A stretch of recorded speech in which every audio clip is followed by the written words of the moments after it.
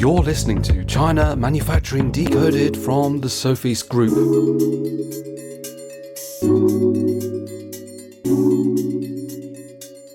Hello, welcome back to the podcast, episode 283 today.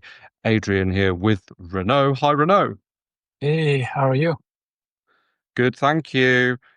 Today, we are discussing the rise of small e-commerce sellers and their current struggles. And we're going to be focusing on the period between roughly around 2015 to 2021, which everybody remembers the early 2020s, of course, and then looking more ahead to the current time period. So what has been happening to cause us to want to talk about this? Well, we actually deal with e-commerce sellers. We've been supporting people to dropship, for example, directly from China throughout this period. So we've kind of seen the difference in people selling online in our own business, right, Renaud? Yeah. So that's an interesting topic. I discussed this with a client last week, and then I kept thinking about it, and I thought, yeah, what happened here? So I'm glad you pulled some numbers, did a bit of research. That will make for an interesting episode. I think what we've seen, let's say 2015 until COVID, was an explosion of companies that had nothing to do with buying products, selling products, etc. Just people saying, "Oh, this is an opportunity in the marketplace. I'm going to buy stuff from China and I'm going to sell it in my country, right, or in a few countries." And typically they would get a website, maybe Shopify, WooCommerce, something like that, and on Amazon, right? Amazon has been a big vehicle for that. Yeah. And they've been paying some advertisements, keeping a healthy margin that covers all the logistics and the cost of advertising and everything. And some of them have built, small brands, and sometimes they've built, companies selling $5 million, $10 million worth of merchandise yearly. So some of them have built, some sizable businesses. And how to say, it was like an explosion of e-commerce sellers. And as I mentioned, these people had nothing to do, for the most part, had nothing to do with this type of activities. So they were coming to China with, all kinds of prejudices and ideas, and really a lot of naivety. And, a lot of them were actually, horrible to work with. Some of them were pretty nice people. It depends. In our line of business, we tend to work with those that develop their own products, right? Yes. So we see a portion of them, but then we get contacted by a lot of them that just look for ODM products and work with an ODM supplier, meaning that they went to whatever, Alibaba, the Canton Fair, the trade shows in Hong Kong, or maybe trade shows in their country, saw some products and say, "This is nice. Please, can you make it in that color with my logo?" And I'll buy, I start by buying 500 of them and let's see how it goes, right? This type of approach.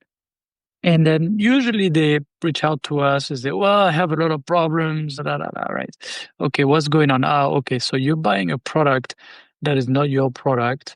You're distributing it under your brand, all right?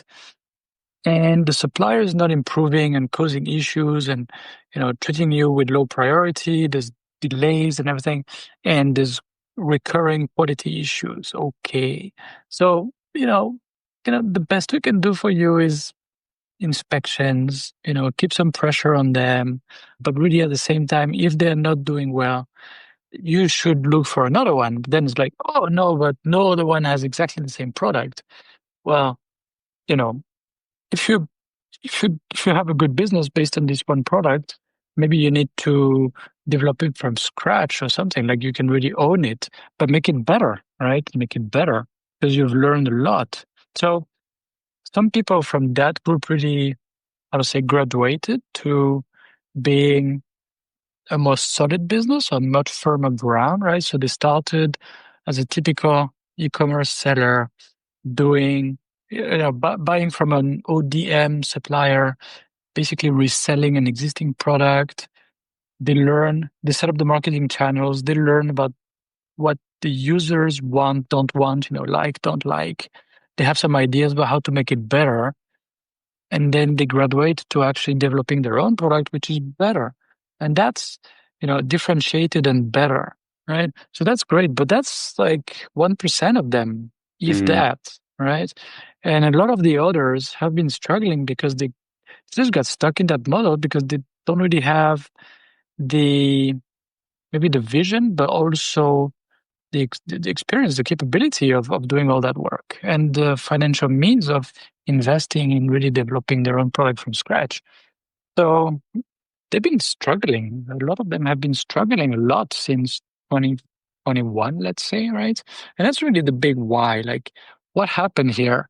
How come it seemed to be such a great business? So many companies were jumping on the bandwagon, and a lot of people, I mean, just in Shenzhen, a lot of people I knew were like, "Oh yeah, we're just starting to sell products on Amazon. That's the best. That's a great business model." I'm like, "Okay, for how long?" Amazon is not really a platform I would trust a lot, but anyway.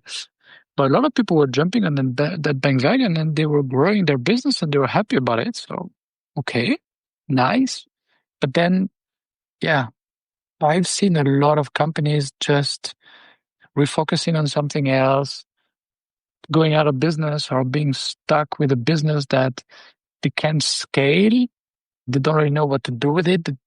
They don't really want to close it, but they're not making any money, right? So what, yeah, please take us back. Basically, what happened? Let's say 2015 to 2020. What, why was it a good business? What happened at that time? yeah. I think that sort of 5 or 6 year period between 2015 to 2021, that incorporated the COVID times, as you mentioned, Mm, huge growth in online sales. Everybody listening, we were all there. We were all probably buying online. So mm, it was a boom time for people to sell stuff online who perhaps traditionally hadn't been running an e-commerce store. And I think you've got kind of like, the economy of scale, because you've got all of these people buying ads and that who perhaps hadn't been buying them before. And mhm, so they were jumping onto the fact that at that time, advertising online, and we're talking PPC ads, simply was not as expensive, right? mm, But as we got through the COVID time, and then the huge demand for online sales had grown mm, and then has kind of been maintained to now, because mm. in the West, and I mean, I'm not going to, China's a different animal, because China's online sales is so huge Yeah, and so different because of the way totally that they different. do Yeah. logistics and deliver everything. I'm not going to talk specifically about China at this point, but in the West, I think during 2015 to 2021 and then beyond, we really saw a difference from, brick and mortar really moving to online a lot more than it had been. And even now, I would say that, when people are shopping, they're online first for the most part, amongst maybe, I don't know, the under 50 demographic. That's a hangover from COVID times. But Mm, what I found is, and I've been doing some research, right? From around 2021, the costs to advertise basically just got a lot more expensive. And mm, so why is that? Well, because the demand went high because of COVID and stayed high. So if you're Facebook, if you're Amazon, if you're Google, what are you going to do? Are you going to make more money because there's more demand for your product? well, like an auction, right? Yeah. So as demand grows for a certain number of, let's say, slots or, page to show and so on, well, Mm. the price just keeps going higher. Also, Yeah. I mean, the demand, yeah, why is the demand for advertising higher? I was talking about this with that client that I mentioned, Hmm. last week, and he said that at one point the big brands started to also go e-commerce and also, be on Amazon, also be wherever these smaller e-commerce sellers were, right? Yeah, And these big brands come in, they spend a lot, and that also drives the cost of advertising up. Does that make sense? absolutely.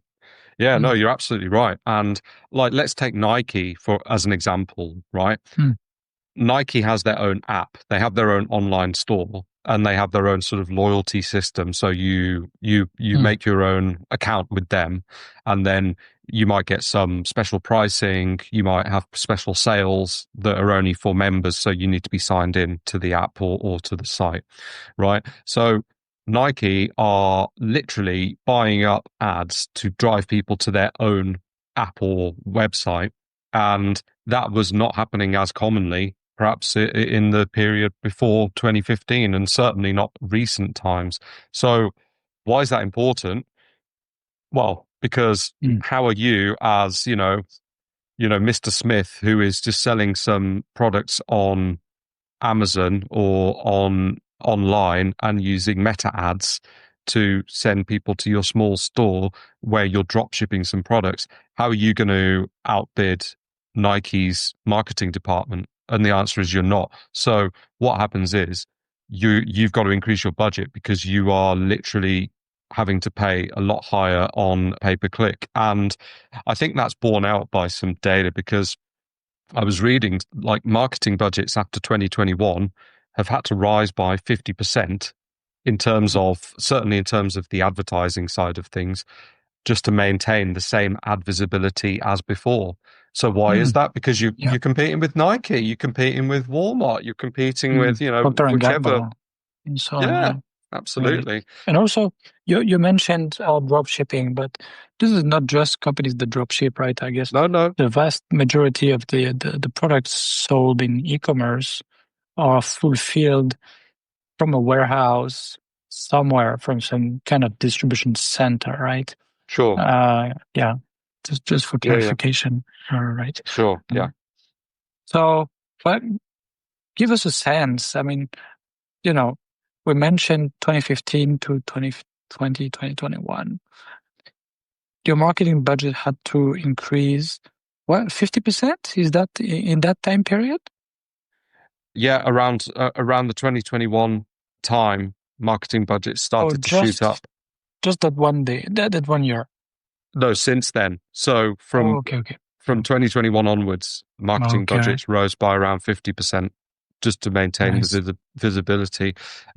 A recent survey showed that e-commerce companies are having to allocate between 15 to 20% of their revenue to marketing, sometimes Mm. up to 30%, and a lot of that Oh yeah, including paid ads. So, I oh yeah. mean, if you're spending, let's say, up to 30% of everything you're earning online just on the ads to maintain that, Mm. it's Mm. not unsustainable, but you better hope you're going to be selling because if you're not, Depends how much you charge, right? yeah, exactly. Meta is still going to be billing that credit card no matter what happens, right? Yeah, exactly. Wow. So that, yeah, that means a lot of the margin is going just to be, yeah, competing with the others for access to consumers. And Correct. that's it. Yeah, Yeah, really. absolutely.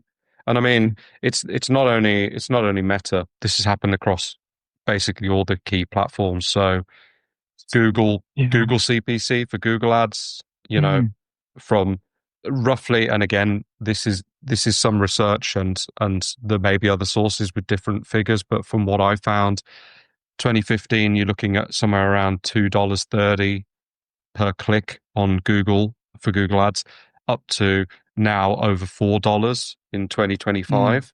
For a typical, let's say, Um, consumer product, right? yeah, Mm. shopping ads 40 cents Yeah. to 66 cents per click. Mm, So I mean, there you go. You can see that CPC increase. That's on Google, Amazon, which I think is important. CPC for advertising products on Amazon, 71 cents before 2020. and now over $1 by Mm. 2025 So per click. CPC is cost per click, right? Just for people. Correct? Yeah, right. And is it stable over the year, or does it spike up sometimes? Well, there are spikes around major shopping periods. So, for Mm. example, Black Friday, it would be a good Mm. example. I mean, you've also got the Christmas period, of course, right? Those are two That's insane obvious ones. because Black Friday, usually you also need to give some kind of deal. So you want to move a lot of volume, you're going to pay Mm. more to have, visibility. And at the same time, you I, need to give some kind of deal to push people to do it. I suppose that would be countered by the fact that you are likely to sell more during that time. So spend more, sell more, make Yeah, more. right. But if you sell at a loss, you better Hmm. not sell too much, right? Sure. Right. So And so and what? don't forget Yeah. as well with Amazon, while we talk about Amazon, Mm. to people that were listening last week when Kate was on and was talking about the different Mm. fulfillment channels, she also mentioned, and this isn't to say that Amazon is not okay. Amazon's great for some people, but it may not be suitable for others. And this is what we were talking about last week, right? On Mm. Amazon, you've got to remember as well, you've got all the different fees as well. So Amazon's not only you're paying for per click to get people to see your product ads, you've got Mm. storage costs, Oh, fulfillment yeah. fees, referral It's not cheap. charges. It's not cheap. Mm, That's right. Yeah, it's not cheap. Hmm. Okay. So as we mentioned just a few minutes ago, when the big brands kind of walk up and say, "Oh, we should also sell like these e-commerce guys. Let's see what they're yes. doing, and let's just do the same, and let's try to, become better than them." It seems like maybe brands have some kind of advantage. Can you explain that? I would put it down to a matter of trust, right? Because Mm. when consumers see the ads, they can see where it's coming from, right? They know Mm. it's an ad, but if it's coming from Nike, let's go back to Nike as an example, or Jordan, which is a Nike brand, right? They know it's coming from Nike. They know they're going to go through to Mm. the Nike site or the Nike app, right? As a consumer, you might welcome that a little bit more than going through to some sort of weird like Etsy store or something like that you might find it's a bit spammy or not Right, very right. trustworthy. I'm not saying they all are. I'm sure they are, right? I'm sure they're fine. But you're going to have that level of trust, and actually that's borne out by the data because I saw that branded search ads deliver Mm. an average ROAS, which is return on ad spend, of nearly 1,300% compared to just 68% from non-branded campaigns. So, Mm. if Nike's got a big Nike banner slapped on it with all the branding, and I don't know, LeBron James is holding the new sneaker or whatever, that's getting a much higher return on ad spend. So I can Mm. only really put that down to the trust aspect and probably that they're able to put a lot more money into it as well. So they're making it a lot more visible. Right. So, for example, I don't know, I'm shopping for even on Amazon, right? Same thing. Mm. Because I need a new razor or something like that.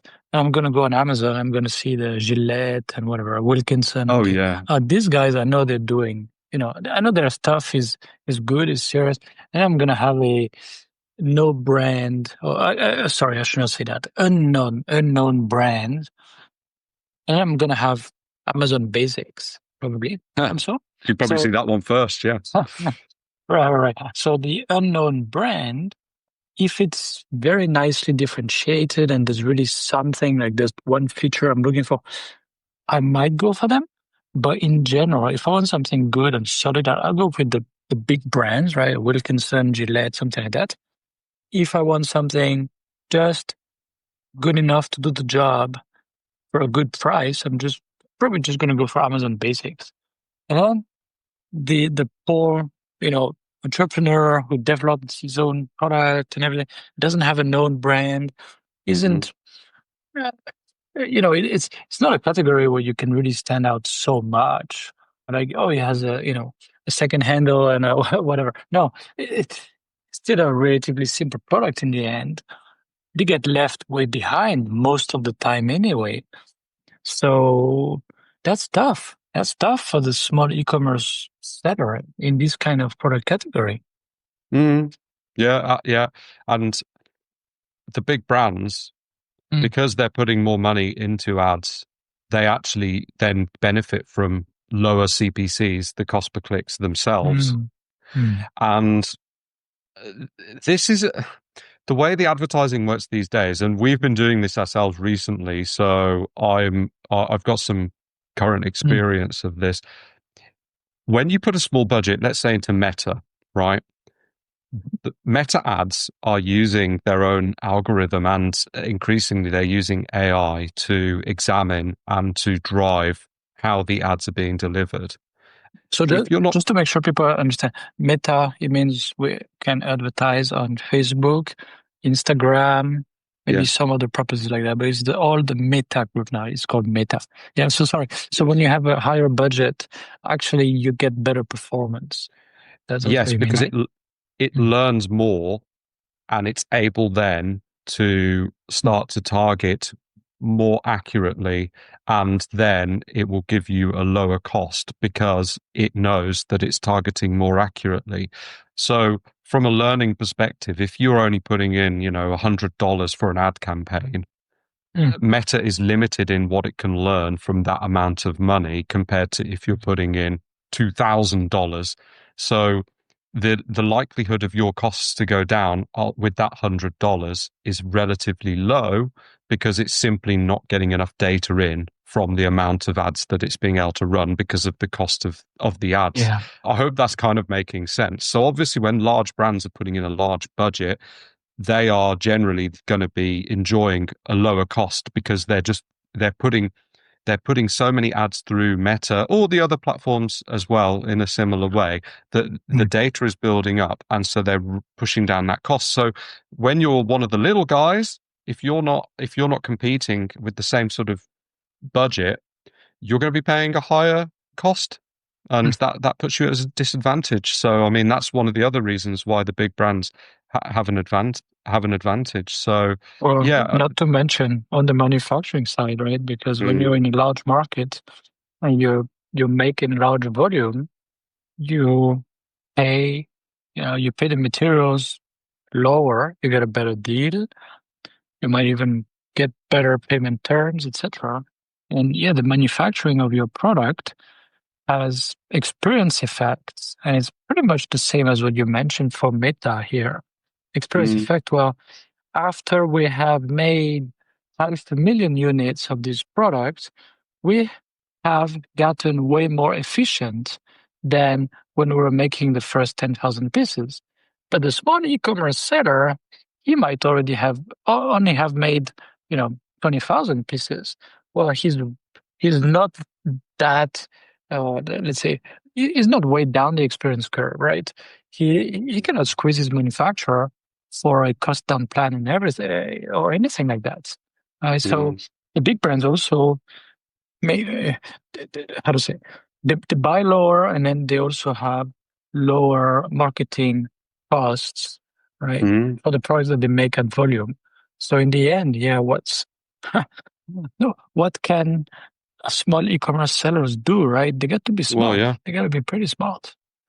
Yeah, and we'll talk a little bit about that in due course because at the moment it sounds pretty grim because it's like, Mm, well, hang on a minute, I'm a small store or I'm a small brand even, and I've got to pay 3 or 4 times more for online advertising to support my business than I did, mm, 5 years ago.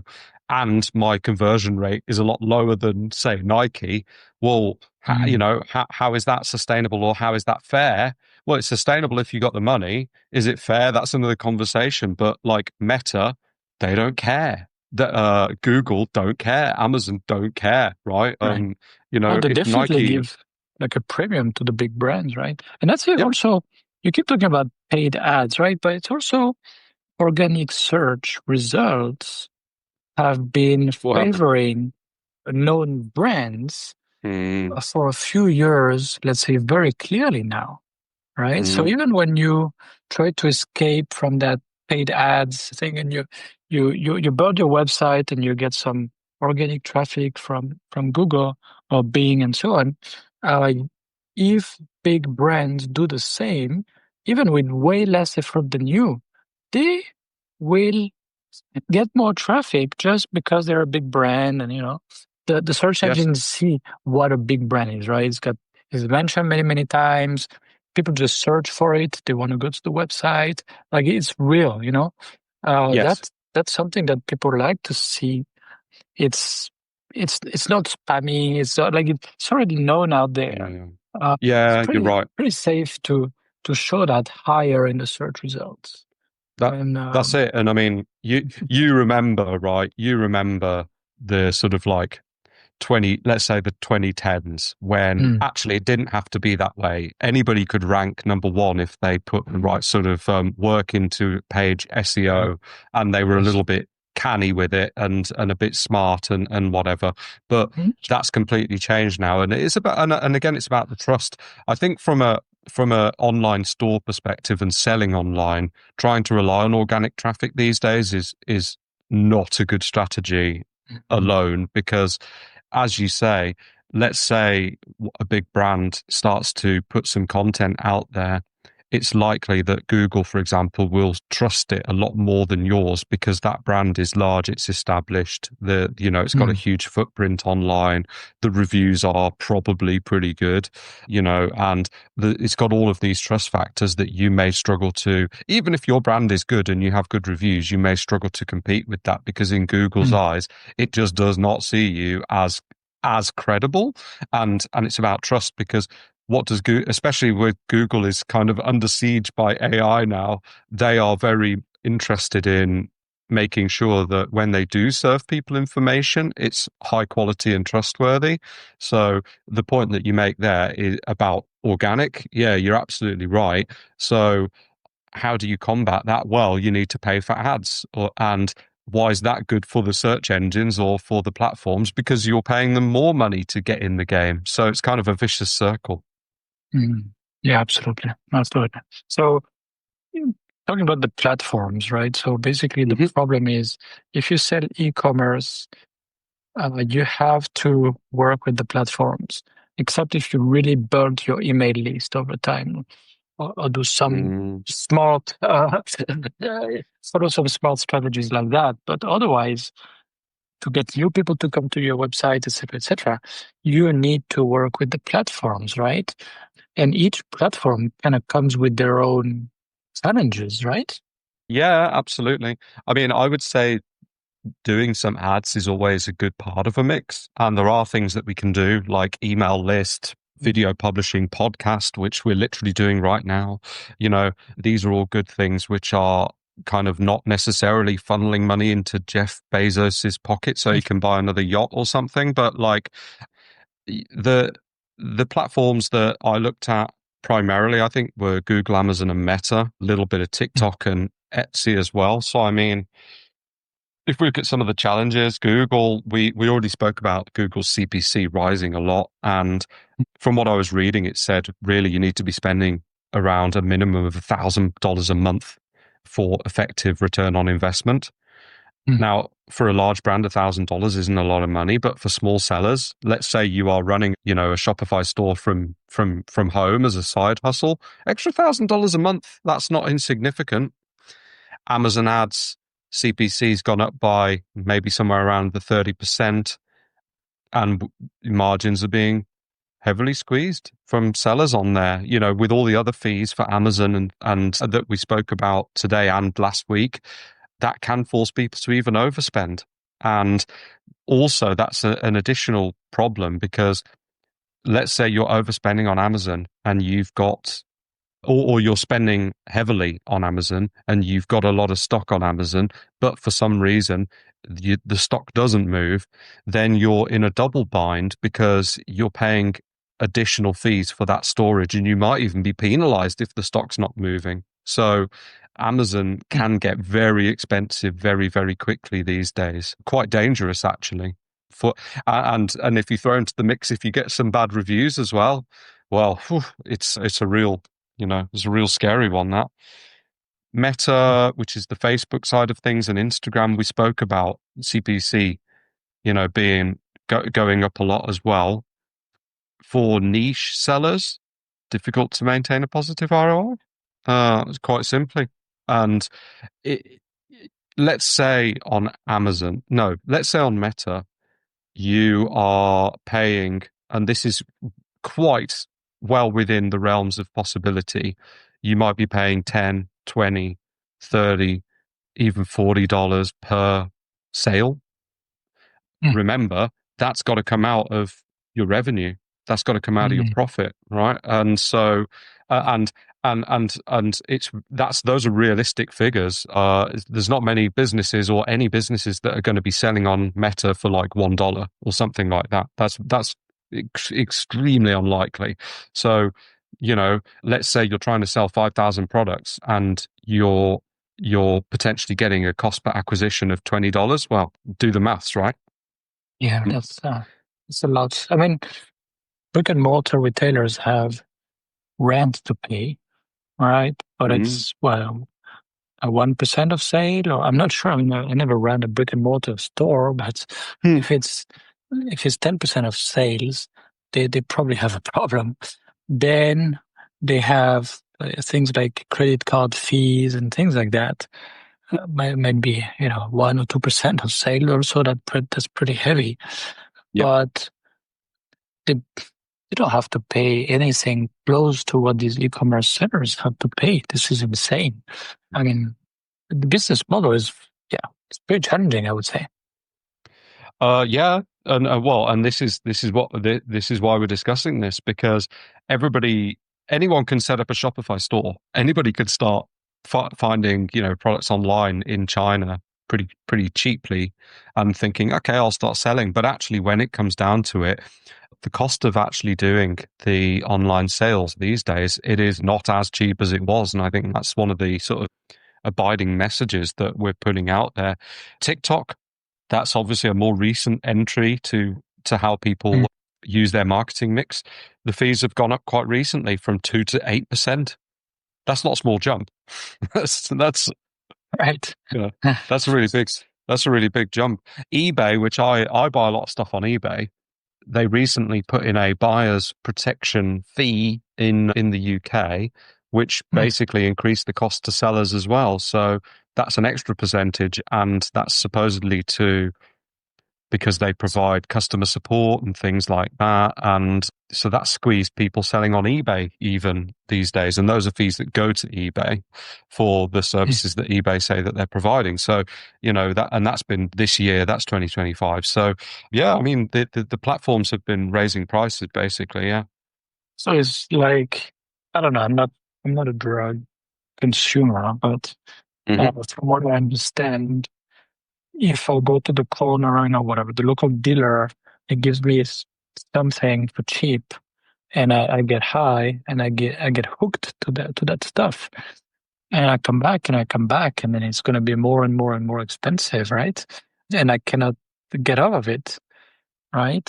Is that the right Hmm. analogy? Because as an e-commerce Oh. seller, if you totally, I don't know, you depend on Meta for 50% Mm-hmm. of your business, and maybe Amazon sales for 30%, and maybe some, Mm-hmm. whatever, TikTok for the rest. If you stop, your business goes down. Mm. Oh yeah, Not like, no, yeah, like not like decreases. Like your business goes off the rails. potentially, yeah, potentially Mm, speaking. And I think that's a good analogy. I mean, it's perhaps on the cynical side of things, but that's what we're trying to be here, right? I think with the boom in demand, especially as we got into the COVID times, all the mm. different platforms realized they could make more money and they're not obliged to sell their advertising space cheaply. And I guess they can do what they want. And again, does Amazon care if you go out of business? Absolutely not. Well, they want to get the data about your sales, and then maybe they will Mm. compete with you with their Yeah. basics or some of their other brands. They're pretty sneaky. They have some other brands that look like some other third party seller, but actually is owned by Mm. Amazon, right? So it's not necessarily the basics. They might be knocking off your product, and they're another brand, and you don't even know. If you don't search, like, what is that? You would not even know it's Amazon competing against you just because you sold through Amazon and they got your data. So they want your data. They do make some money on what you sell, Mm, But yeah, anyway, I think you get the point. They don't care that much. Yeah. They might be the one killing you actually. mm, Wow. So, I mean, in that case, what, do you have some general recommendations for e-commerce sellers? Because some of them are still doing well. Some of them are doing it in a very professional manner. There's some companies doing roll-ups, saying, okay, this is the kind of product categories we work in, blah, blah, blah. And then when we find another, for example, Amazon seller that is in this category and fits the profile, then we will try to buy them, right? So, and then they accumulate a like a portfolio of products as they roll things up and they become bigger and they become, better at doing all of this professionally. So some of them are doing things in a professional manner, picking the right niches and everything, and they're doing well. But it's tough. I think most of the e-commerce sellers are close to making no money or losing money. mm. Yeah, yeah. It's certainly a tough game to be in at the moment. It is not cheap, generally Mm, speaking. I think some strategies for smaller sellers, whether they are individuals or companies or small brands. One thing that the large brands have is brand familiarity.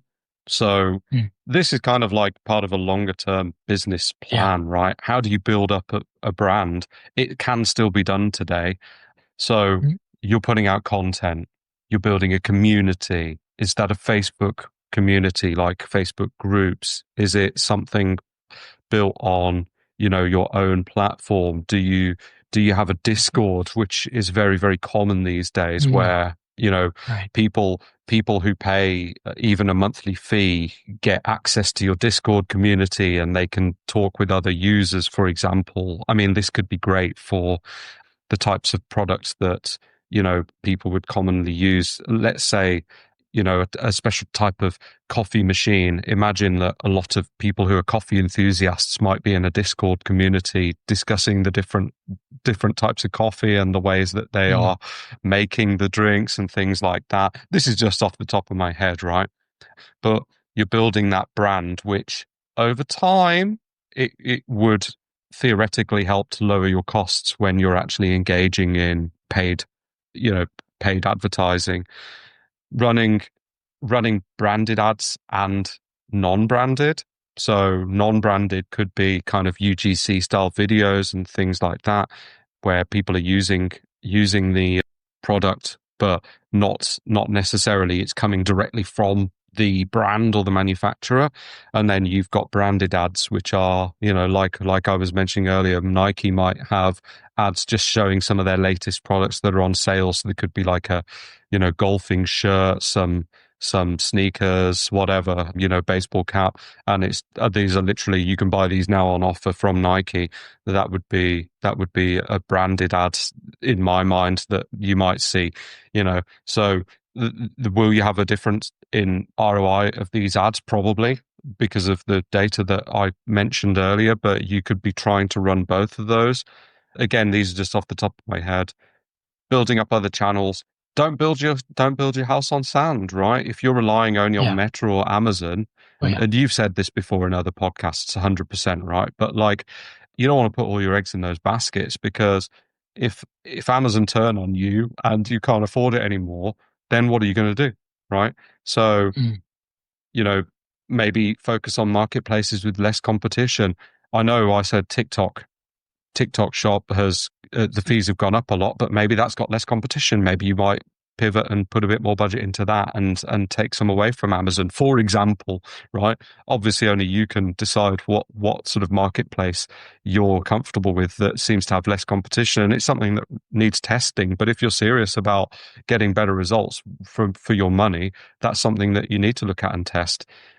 Looking into PR and influencers. So PR, you can actually engage companies to support, new product launches, and they'll get the word out to magazines, journalists, places like that, which helps to support a product launch. yes, you pay them money, but you're not relying on Meta or Amazon to show your stuff. If these organizations, let's say an online publication about fishing, right, and you're a fishing brand and you're releasing a new type of fishing rod, if they start featuring your product and linking back to your Shopify store, yeah, you've paid for that review or you've paid the PR company to get it in front of them, but you're not actually putting money into Amazon to show it. You might get better results doing that kind of thing. The same with influencers as well. Would you be better off giving a couple of $1,000s to one of the key fishing influencers on YouTube? Again, this is off the top of my head. I've no idea who the key fishing influencers are, right? And they produce a real nice video where they go in depth into your product and show it being used. And, hundreds of thousands of people see that and are exposed to your product and the link to your store. Would that be a better use of your money? Maybe these days, because a lot of people are watching videos like that. Right. So I think some of these ideas, and again, from a content point of view, I mentioned at the start, so longer term, creating your own videos, creating a podcast, again, which is exactly what we're doing here, and kind of publishing that content yourself, right, and putting it out there. This underpins your efforts because if you're publishing, let's say, informative blog posts where you're providing some value on your Shopify store, right, that content, you're not paying Amazon for that. You're not paying Meta, right? And if you're giving value to your customers from it, you can email your customers and your subscribers with that information. And if they're receiving value, they find your company more trustworthy and they like you more, and they're more likely to be a loyal repeat customer. So from a content publishing perspective, becoming a publisher these days, and this is what, people like Marcus Sheridan, and if you don't know Marcus Sheridan, maybe check him out on LinkedIn or whatever. That's what he's saying these days. You've got to become a publishing company, and you're not paying Meta and Amazon for that. So definitely worth looking into. Yeah, lots of things, but that takes, a founder with a lot of energy and long-term plans, because this is not something you can set up in 3 months and, ride it into the sunset, right? Sure. So, but it also takes quite a bit of insights into your core, let's say, target market, what they want to learn, what they're interested in, what they tend to share with others, etc., etc. So, yeah, it's not simple, it's not easy, but some companies have done that, right? So these are just a few ideas. There's probably a lot of others that people are doing. Oh goodness, there must be absolutely loads. Yeah, probably people are listening and thinking, of the tactics. What? They didn't mention this. Right. This is not what we do for a living, right? So just more like observing some of our customers, what they do, and what tends to work and doesn't work, right? But this is not the core of what we do. But anyway, that was a good overview. Yeah, thanks, Adrian, for the research. Pretty cool. No worries. Yeah, I hope it's helpful. If you've got any questions about this or any thoughts on what we've been talking about, especially in terms of how smaller brands, companies, or individual hardware startups perhaps might be able to deal with this quite difficult topic, do get in touch with us, share your thoughts, and we'd love to hear, maybe how you have been faring. If are you experiencing this? Are advertising costs getting quite difficult? We'd really like to know and get a feel for, how it affects our listeners. So that would be good. But yeah, I found, a bunch of different resources talking about some of the data that I've mentioned. I will try to give a number of links if you want to go and have a look at what's been written that I've been referring to. You can jump into those as well. So we'll call a close on it now, Renaud. Cool. Yeah, thanks a lot. Interesting one. Thanks again for listening to this podcast brought to you by the Sophie's Group. We're on a mission to provide you with everything you need to manufacture effectively in Asia, including inspections, auditing, new product development support, contract manufacturing, 3PL warehousing and fulfillment, and much, much more across Asia's key manufacturing areas. Visit us at sofeast.com. That's SOFEAST.com to learn more and get help. If you've enjoyed the podcast today, please do rate, review and share because it will really help others discover us too.